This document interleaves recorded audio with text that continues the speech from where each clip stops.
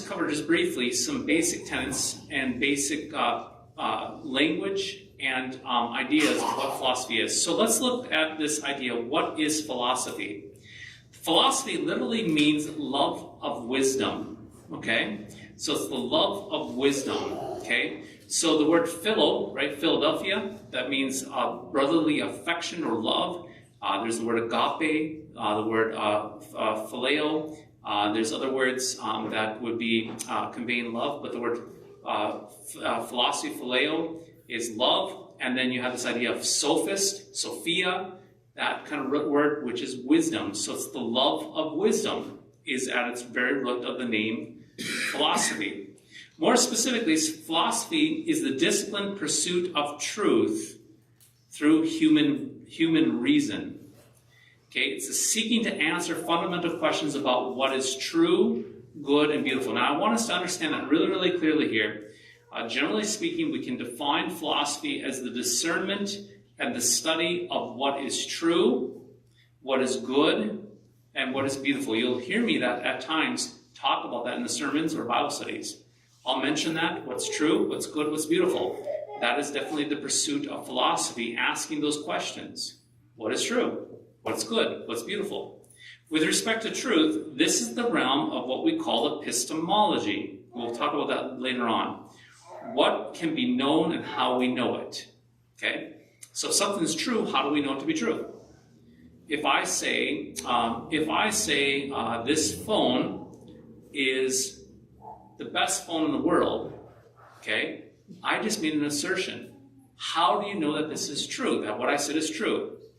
I have to do what? A study of how does that assertion, why is that true? How is it true? What makes it true?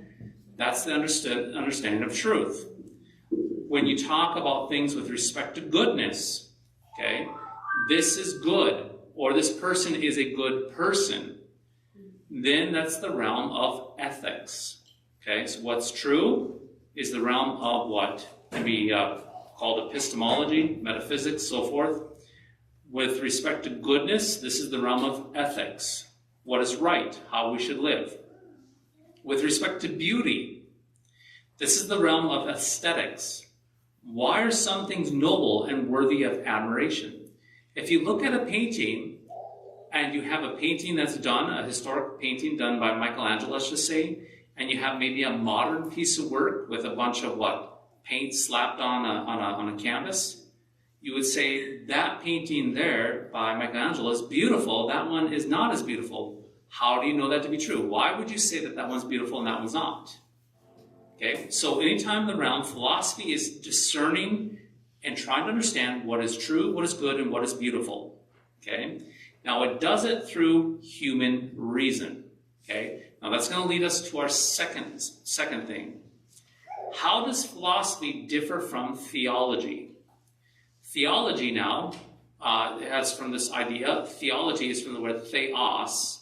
Theos means God, right? So this is the Greek word for God. And ology, the study of God.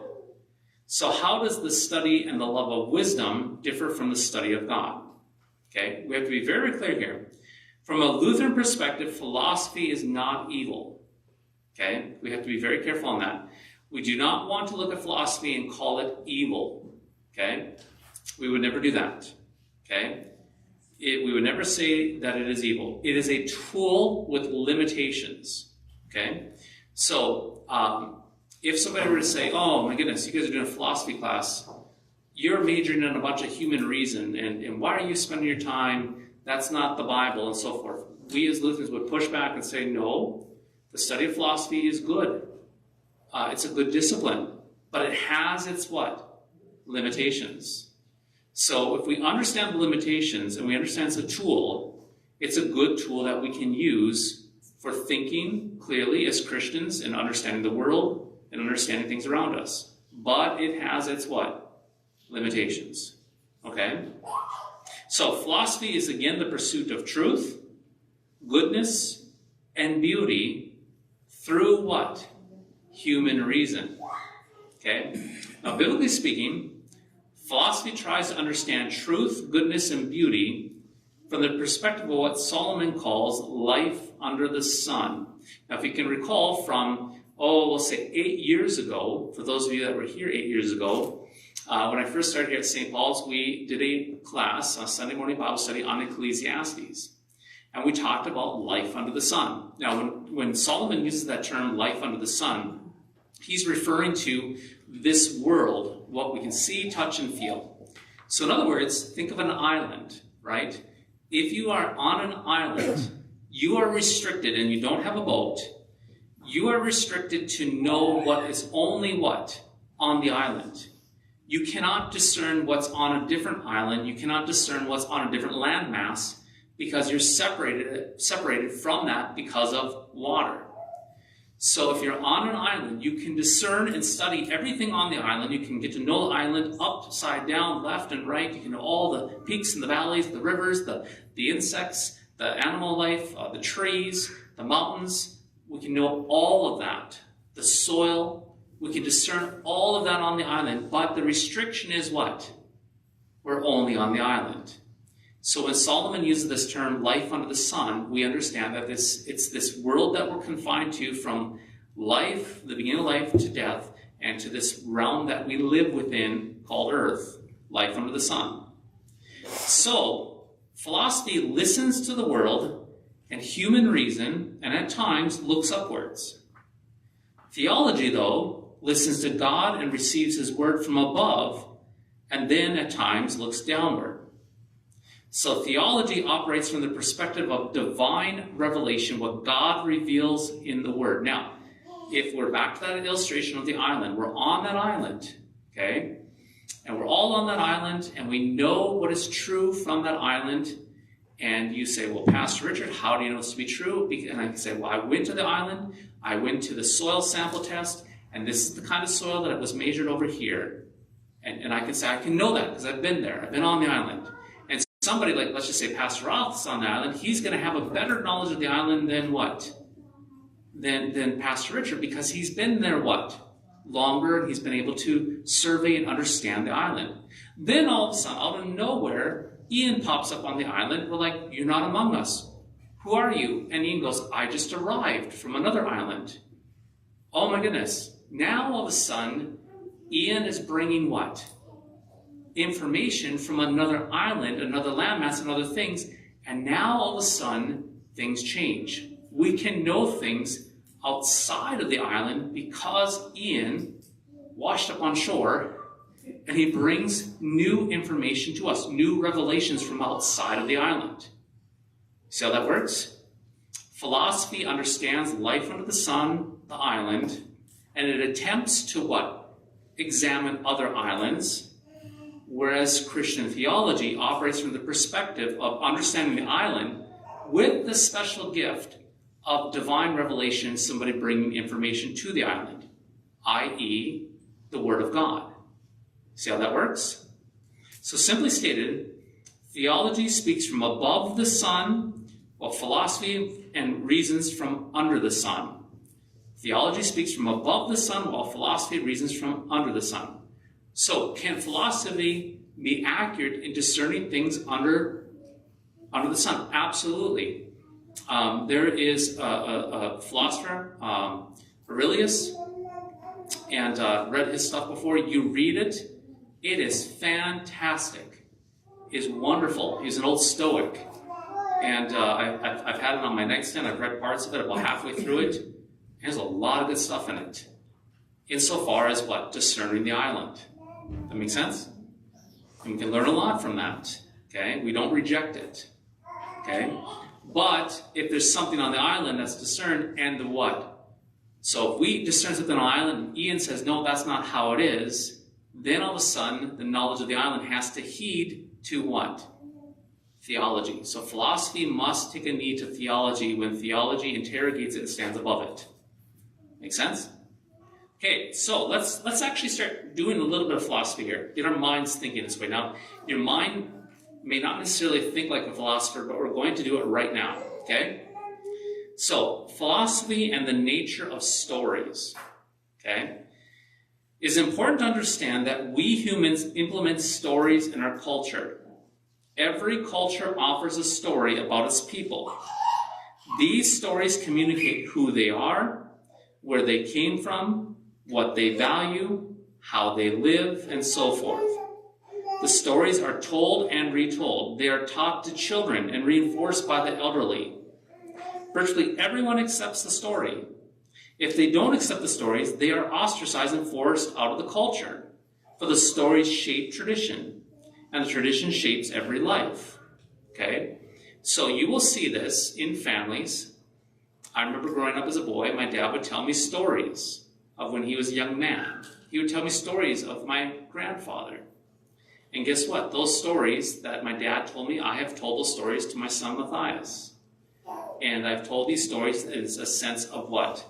Who the Richard family is, where we came from. Like one of the stories was my grandpa Leo. He's a little Frenchman. He came from Quebec. And he was so tiny he was in a shoebox. And he put him on, I can just tell the whole story, right? Yeah. And my grandfather, Grandpa Roy, used to walk on he was a tough boxer. And he used to walk on a chair upside down with his feet up in the air. And he would waddle on a chair. These stories were told to me. And we all have them, right? But our culture has stories as well. So the North Dakota state, we North Dakotans have a story. So we have people who have come here from outer places, some Air Force families and so forth. It'd be interesting to see if they notice the story. Now, if you grow up in the story, you don't really notice it. But if you come from the outside, you notice the story. So let's talk about the North Dakota story. Take North Dakota as an example. It is a story of endurance, hard work, humility, and neighborly care. You see this story on display when you watch what? See if anybody can guess. Every fall, you turn on the TV on Saturdays and you watch the NDSU Bison, and all the commercials are what? Tough North Dakota stories, right? All the commercials are geared to what? Endurance and farming and ruggedness and neighbors. You look at the First Western Bank commercials about family, and you look at all these fertilizing companies of the hardworking farmers, right? You watch NDSU football, and you watch the commercials, they talk about the North Dakota story. It is very, you're never gonna, trust me, watch it. You'll see the North Dakota story being displayed. So the North Dakota story, it's a story of endurance, hard work, humility, and neighborly care. To be a North Dakota boy often means coming from a place where winters are long, the prairie is open, and difficult conditions teach resilience, self-reliance, and practical wisdom.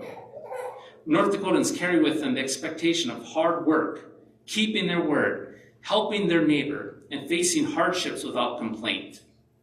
Right? Does that sound familiar? So when my son Matthias interviewed for a job last week, and they said, tell us about yourself. And he said, well, I'm a North Dakota boy. What did he do? He held up the North Dakota story. When he said, I'm a North Dakota boy, it conveyed those parts of the story to convey that you can what? In fact, I'll tell you what, it's interesting when, as a pastor, Pastor Richard, where are you from? I want to meet people here. Oh, I'm a Botno boy. Okay. And then I went to college here at Minot State University. Oh, yeah, I'm just a North Dakotan. Oh, okay. Then what? There's trust. I can tell you, living in Montana, living in Southern California, right away when I was in Southern California, my accent gave it away. Where are you from? You're not from around here. And I'm like, well, I'm from North Dakota. No, I don't know the story, right? So can you trust him, right? So these stories are important. They carry with them expectations and a story that goes with it. Now to the point. The discipline of philosophy takes the story of a culture and then examines the story with a critical eye to determine what the story teaches about what is true, what is good and beautiful. And so philosophy would analyze the North Dakota story. So a philosopher would come into North Dakota and would listen to the North Dakota story. How do we tell the story of North Dakotans? What is our story? And then the philosopher is going to be listening very carefully and say, okay, what do we hear in this story that teaches what is true to North Dakotans, what is good for North Dakotans, and also what is beautiful according to North Dakotans. See how that works? So the philosopher looks and analyzes the North Dakota story and says, North Dakotans see life as difficult. That's their truth. Right? There's a sense it's difficult here. right? I've told new pastors that come here from outside North Dakota, I said, I'm going to give you a little pointer, being a part of North Dakota. You complain about the winters, right? You complain. But then once you complain with it, you say, not a big deal, we can handle it, right? You never act as if you can't handle it. You complain about it, but then you're like, we've got it. But if you complain about it, you're like, I don't know if I can do it, then you what? Right now, it's like, why not? You're in North Dakota, you can handle it, right? So I tell all the other pastors, you complain about the North Dakota winters, but then you're like, it could be worse, right? You all agree with me on that? Yep, absolutely. So North Dakotans see life as difficult. That's kind of the truth. They value the virtue of hard work. That's their goodness for North Dakotans. And excellence is found in the nobility of people who serve their neighbor and lend a helping hand. That's the beauty. You hear this when a woman's husband dies or gets cancer. You hear these beautiful stories, and you hear it. All the farmers showed up, and they helped harvest the land together. They all pitched in. And we say, oh my goodness, that's awesome. We recognize that as beautiful, right? Okay? So after assessing, a philosopher would then question, challenge, appreciate, or attack what the story is teaching the culture. As we will see with Socrates, this can be a dangerous endeavor to question and challenge a culture story. Socrates, guess what happened to him? Yep, he died. What did remind me again? What did they feed? He had to drink what? What was it? Hemlock. Hemlock. Yep. Yeah, hemlock. Yeah. So he had to drink that. Yeah. So he asked questions, challenged the story of the culture. Okay, that makes sense. So a philosopher, we have about 5 minutes here. So a philosopher will look at the story. Now we have a story here at St. Paul's. Where's our story? On that wall. That's our story. That's the story of St. Paul's. You can read the story, and it's a really cool story. The first pastor came, and they took a table, and they put it on sawhorses, and they put a cloth over it, and that was their communion table. We have a story here at our church. We have a story here with Magic City. Why is it the Magic City? Oh, because we bootlegged booze out of the Magic City and the big railway that came through, and then underground tunnels here in Minot, and the cops would come and they'd go under the underground tunnels, and they would get the whiskey from Canada, and they would bring it into down here. They put it in, so the Magic City, and it kind of exploded. Little Chicago, right? We have a story, right? Okay? It's a story that now the philosopher comes along. Again, the philosopher comes along, listens to the story, and then asks the question, what is good from this story? What is true of the story? And what is beautiful? Now, the philosopher will get in trouble when he says, is that true? Or is that really beautiful? Right? Is that really that beautiful? Or is that really good? Right? Is that really good? You see what I'm saying?